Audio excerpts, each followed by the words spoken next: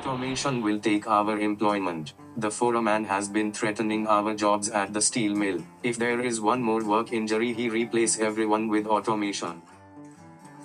John's wife recently bought a new car. With the union talking about a strike, he can't afford to keep paying on the car. John believes that the installment plan is a curse on the working class.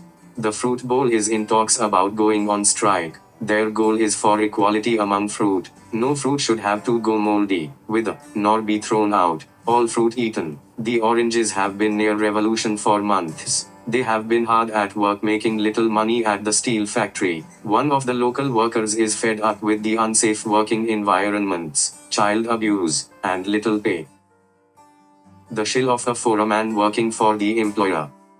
Steel fruit is a bit of a scab. The foreman pretends to fit in, to be one of the gang, to be an orange, but we all know he is secretly a grapefruit. He ain't one of us. Hell, he ain't even in the union.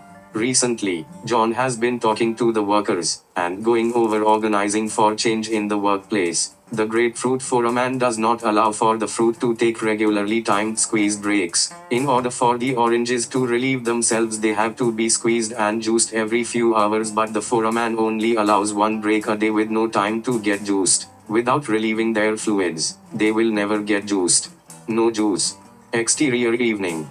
Outside the steel factory, the union members scream at the foreman. There is blood in the money. Raise your contract and get back to work. The blood of our friends. De bleu foudroté. Blood of oranges.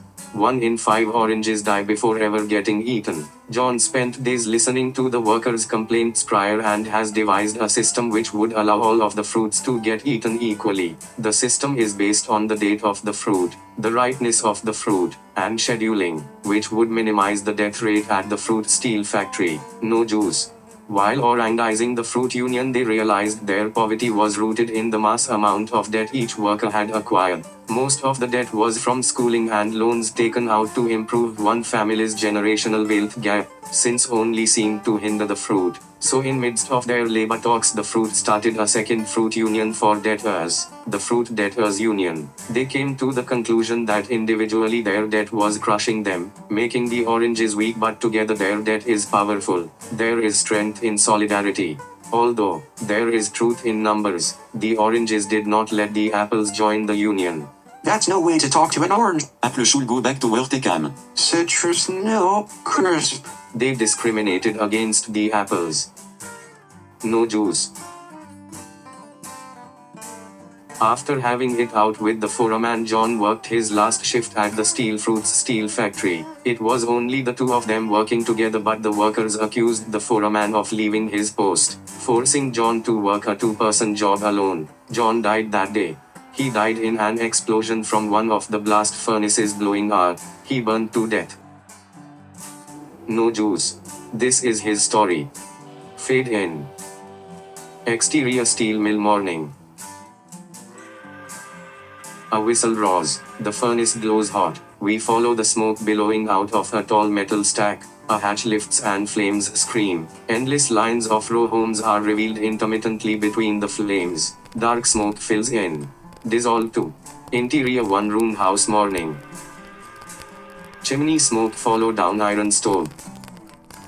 A fair Hungarian woman rolls over in her feather bed. She gazes upon an imprint of a body next to her. She walks to the window, pulls back the white lace curtain, and the steel mill is revealed in full production. Light shines onto 4 kids waking up. Interior steel mill morning. An endless wave of battered, burned hands punch their cards. Interior row homes day. 2 daughters walk in carrying water. The mother murmurs. A girl points. The mother looks toward the mill.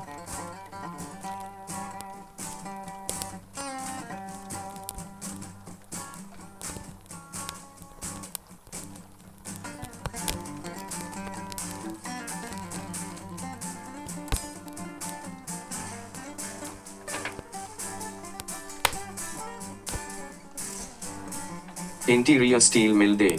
A man wearing a striped flannel and soft cap sits in a chair, coughing. The foreman yells. He gets up and starts running to the front of the furnace. He passes others, turning red-hot slabs into molds. Interior one-room house evening. The mother removes a soft cap from the smallest boy and places it on a hat rack near the window. The boy tugs the mother's flaring skirt. His face swells with concern. The mother kneels to speak. He then rushes over to wash his hands. Interior steel mill evening. Light from the furnace brandishes a soft cap on the ground, flickering violently and then softly dissipating. Exterior steel mill evening. Red dust powders a man wearing a thick multicolored mackinaw. He stares at the sky turning into rust. The top of the stacks shut hard and the flames die. The man runs inside, pushing past a crowd of women and workers. 3 men covered in soot and tar appear holding a burnt man in a chair. Close our eyes. Match cut to. Interior one-room house evening.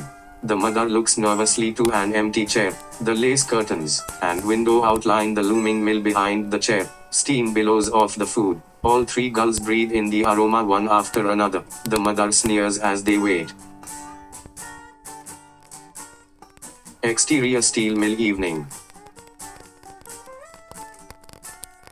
The man blankets his nostrils with cloth while observing a foreman attempting to pry the burnt man from the chair.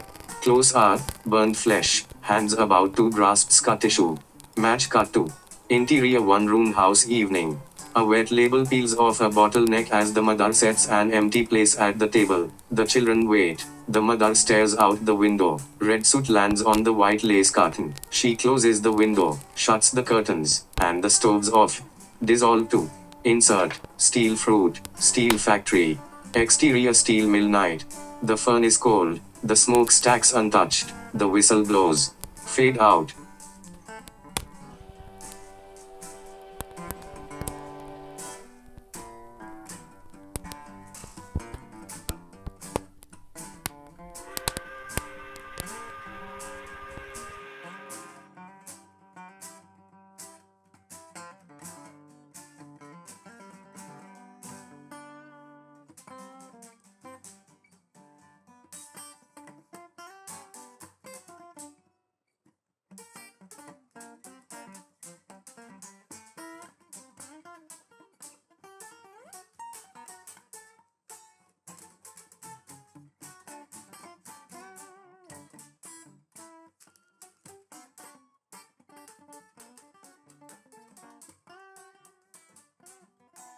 No juice.